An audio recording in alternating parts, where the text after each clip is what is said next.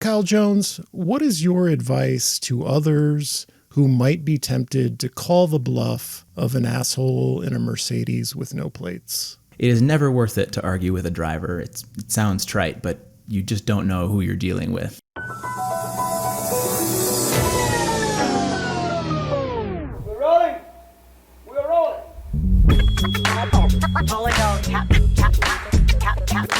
This is a real thing. Real thing.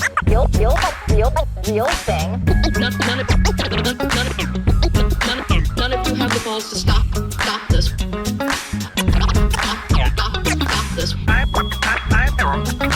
I've got plenty of time. I have nothing else going on today. We're in the Wedge neighborhood right now.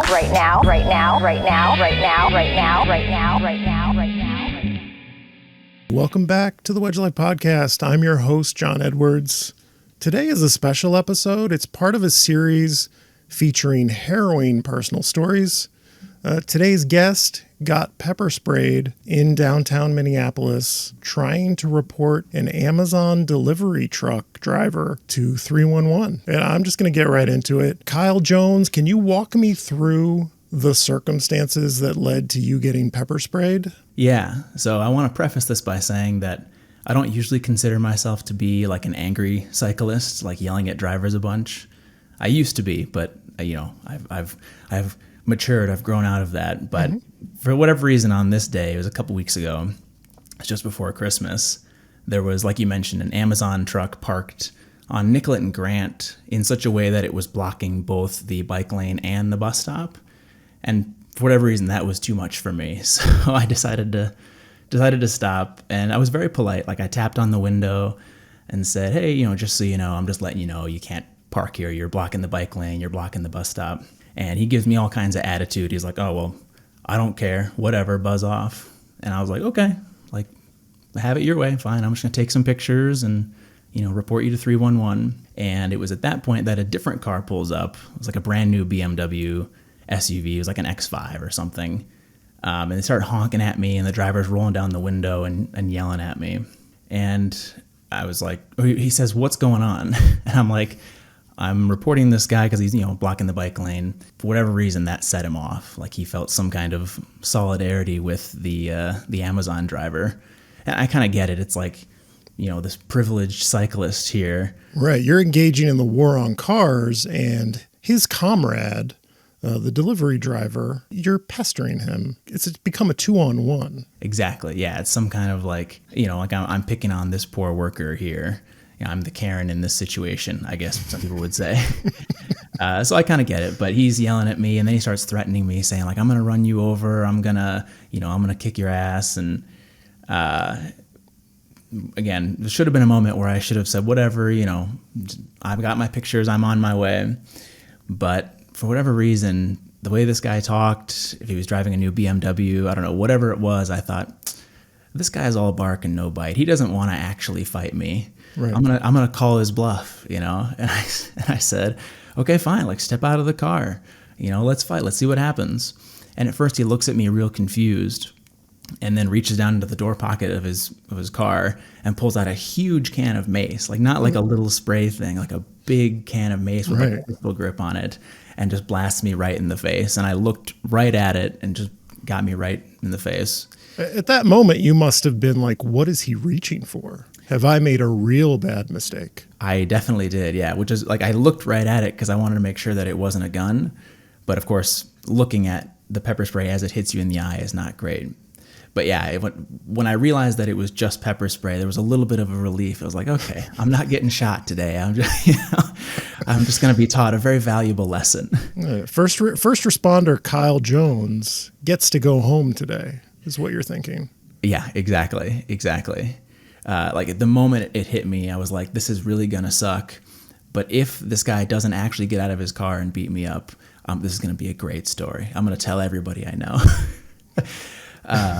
But, as soon as it hit me, I was immediately just like hands in the air. I was like, all right, you win. Like, I'm not combative anymore. Like, it absolutely did its job. And so did he immediately drive off? He stayed for a little bit. I think him, and I think also the driver, the Amazon driver, shouted at me a little bit. While you're sprayed, the Amazon driver is shouting at you? Just salt in the wounds from Amazon.com here. I think so. It was hard to tell because at that point I couldn't really see. Like I could see well enough to grab my bike and get over to the curb, but I just heard because there were two guys in the BMW and one Amazon driver, and there were a variety of voices yelling at me, calling me names and things. Oh wow! But I made it over to the curb, and for a moment I thought, I can probably make it home. Like I don't live far from that spot. I can probably stumble my way home and start washing this stuff off. But I thought, I don't know, like, what if I start hyperventilating or something on the way home? I have some negative reaction. Maybe the first responders will have some magical cure for this, because I've never been pepper sprayed before. So it's all a new novel experience. So I did call 911 and basically just sat on the curb, rubbing snow in my face, trying to make the pain go away. Kyle Jones on Christmas got pepper sprayed and is rubbing snow in his wounds. There was a moment where I was sitting on the curb, like people were like walking by and no one even stopped to be like, "Oh, are you okay?" It was very much like, "Oh, this is kind of a sad moment in my life." This is a sad Hallmark Christmas movie. Maybe it ends with you turning into a sexy snowman and like doing chores for a lonely woman. I don't know. Is that how this ended? It's possible. No, unfortunately not in this case. I was actually on the way to Target to pick up something for a Christmas party. I forget. It was like, I'm going to get some cookies or something. And I texted my boyfriend afterwards. I was like, I didn't make it to Target. So was the party canceled? Did you not go? No, it was the next day, or I think, Okay. it was the next day. So I had time to recover beforehand, but we had to stop on the way there and get our cookies or whatever it was. So when the first responders showed up, who showed up to help you and what happened? Yeah, so I called 911, and for context, I used to be a 911 dispatcher, so I kind of know how this is all going to go. I give them my location, gave them a description of the two vehicles, the guys in the cars. No license plates on either vehicle, by the way, which is weird. That's Minneapolis for you. Yeah, no enforcement, of course. So they, get the dispatcher transfers me to the ambulance, and they basically ask me if I'm still in danger, and I say no, and they hang up, which is protocol. That's how they're supposed to do it. And then not too long after that, the first responders show up, and they showed up in like a 60-foot, like big articulated ladder truck for my little, pepper spray. And I was like, it's a little bit overkill. Maybe it's just what was available, whatever. But yeah, there's 4 first responders step out, and, I want to say like, utmost respect for first responders. I think they're awesome. But in this particular case, they were not helpful at all. They just stood there and looked at me like, wow, that looks like it really sucks, huh? Like, do you have any water you can, I can rinse my face? And they're like, no, we don't carry any water. The Minneapolis Fire does not carry water. Don't expect them to show up to a fire with water. That's not part of the job. Exactly. I was like, you're firefighters. What are you fighting fires with if not water? I don't know if it was like a protocol thing or, maybe for a moment they thought like I was harassing some poor old lady and got pepper sprayed, and they're like, we're not going to help this jerk. Right. Maybe you're the perp. It's possible. Yeah. Really, it's his word against mine, because the first responders also told the police not to show up, which again, I kind of get, like, it's just my word versus his. What are they going to actually do about it? Did you file a police report? No, I never got a call back or anything, which I was a little surprised by, because it's a whole different story, but I was hit by a car last year and the police also didn't show up, but they at least called afterwards to get like a follow-up and, and get a report written. In this case, there was nothing. I think as the first responders said, like, it's just a typical pepper spray incident. An ambulance eventually did show up after the firefighters, and were they able to help you? They were. Yeah, they were much more helpful. They had these like wet wipes that are specifically designed for pepper spray, I guess. They put like some cool air on my face. And it was at that point that I kind of realized, like, they told me how much spray was on me, because I hadn't really paid much attention, but I started looking around and it's all over my coat and my hat. Like the seat in the ambulance where I was sitting was all covered with it. And I was like, they were like, they got you really, really good with that stuff, but they were pretty helpful. And I don't know, maybe 30 minutes, sitting in there, wiping my face and then wiping it with a towel. It was down to the point where it was bearable. And I was like, okay, well, I certainly don't need to go to the hospital, especially if the doctors can't really do anything but tell me to keep doing what I'm doing. So I'll just grab my bike and I'll go home. And they were very kind. They said, well, put your bike in the back. We'll drive you home. No charge, free of charge, which is like the most impressive part of this whole story to me, is that in this country, I got a free ambulance ride. Right. Yeah. That does not happen very often. And then I get out of the ambulance at my apartment, and there's 24-hour security here at my apartment, and they're all confused because they see me get out of the ambulance with my bike and walk in. They're like, what happened? And I said, I just got pepper sprayed in the face. And they were both very impressed because they had to get maced for their training. And they were like, you're handling it way better than most people. Oh. Which I took some pride in. Got some pepper spray immunity. So, Kyle Jones, what is your advice to others who might be tempted to call the bluff of an asshole in a Mercedes with no plates?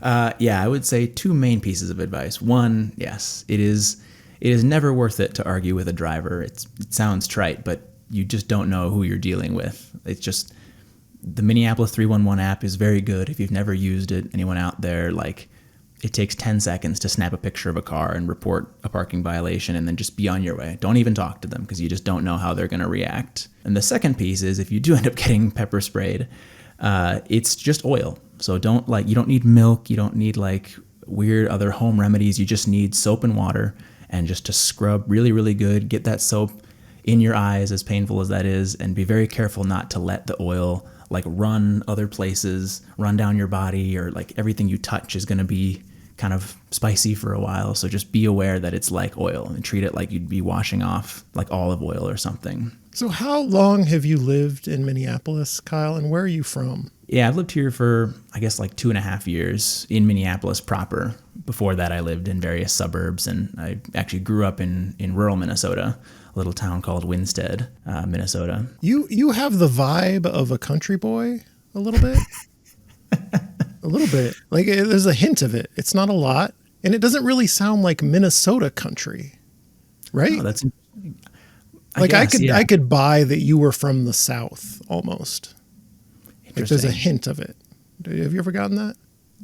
The only time I've gotten that was many years ago. I had some friends who were from Alaska, and they said that I sounded Southern, but I thought that was just because, like, it related to them. I am from the South. But, right. I never got that. So I don't just know. a hint. It doesn't feel Minnesota to me. Interesting. Maybe that's, a little bit of the rural. Right. Mindset. All our country's rural areas are bleeding together, and it's just the same accent now, maybe. Yeah, it's possible. It's possible. Yeah, I liked the small town life, but I definitely like it here a lot better, even with the pepper spray. So I have heard this story multiple times prior to this podcast recording, and that's how I got the idea for the episode. And you, of course, have been telling this story all over town. Everyone you know has heard this story multiple times. And I wanted to share it with my listeners. And one of the things I was thinking is, Kyle, you've been here a little over 2 years in Minneapolis. And I was thinking back to the time when I had been in Minneapolis for about 2 years. And I feel like that was peak rage for me at all the things that are wrong with our urban environment, whether it's people parked in bike lanes or people who don't shovel their sidewalks. I was raging so hard. I would be on that 311 app daily reporting everything. Like, this needs to be fixed. People's lives are at risk.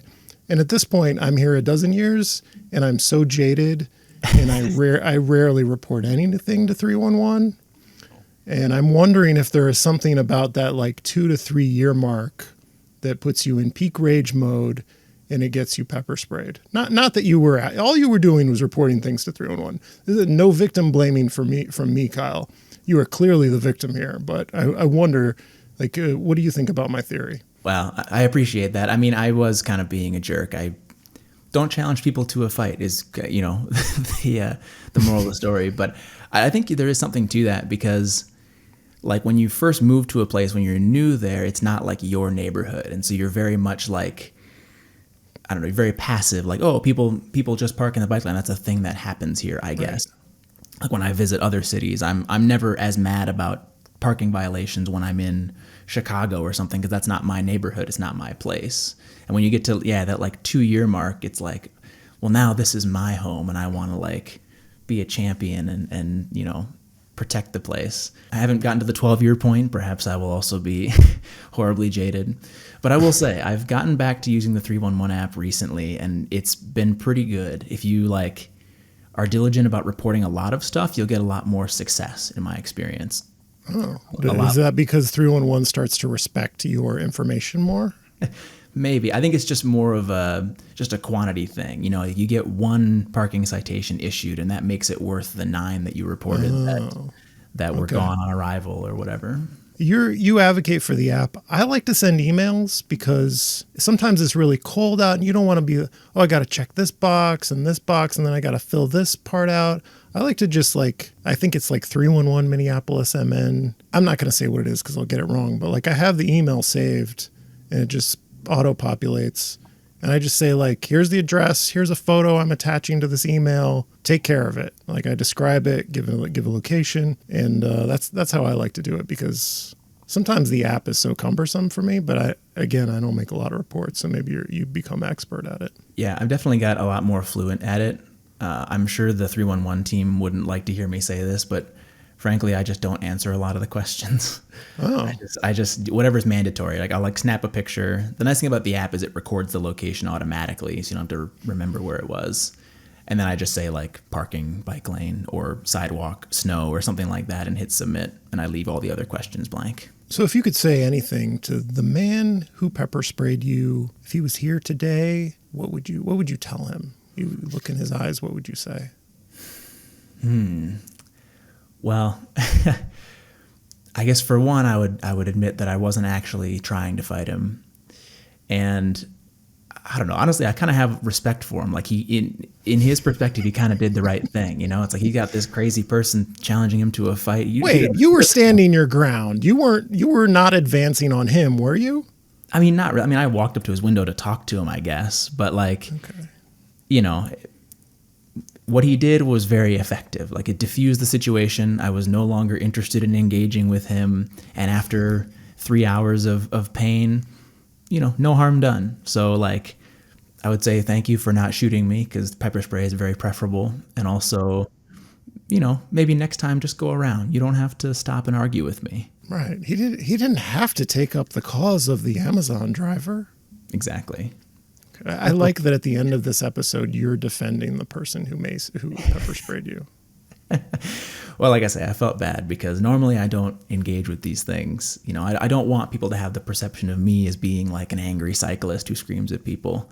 And so I was got to maintain a cool head, level head. You hear Minnesota, I saw on WCCO right before we started this conversation that Minnesota is the nicest place in the world, maybe? Some travel website ranked us the nicest place in the world. And Kyle Jones, you are proving that with your small town Minnesota values, taking the side of the person who pepper sprayed you.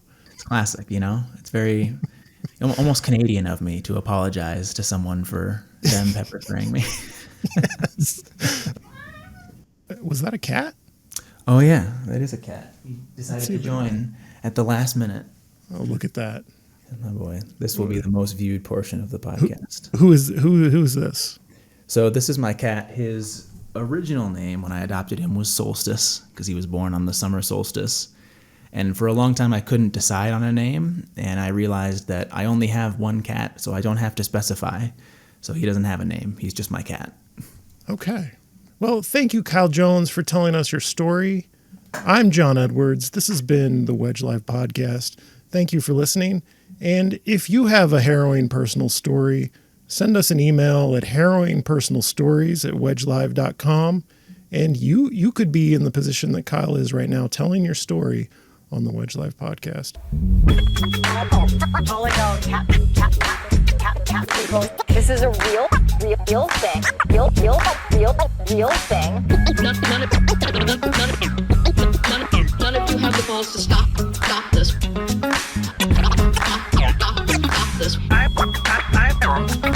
I've got plenty of time. I have nothing else going on today. We're in the Wedge neighborhood right now.